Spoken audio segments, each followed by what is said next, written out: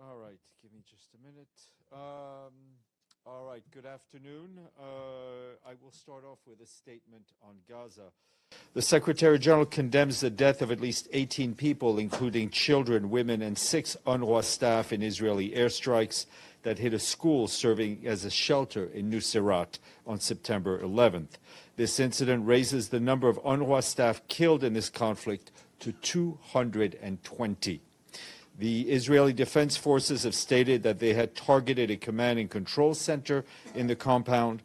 This incident must be independently and thoroughly investigated to ensure accountability. The continued lack of effective protection for civilians in Gaza is unconscionable. Civilians and the infrastructure they rely on must be protected, and meet the essential needs of the civilian population. The Secretary General calls upon all parties to refrain from using schools, from using shelters and areas around them for military purposes. All parties to the conflict have an obligation to comply with international humanitarian law at all times. The Secretary General reiterates his call for an immediate ceasefire and the immediate and unconditional release of all hostages being held in Gaza.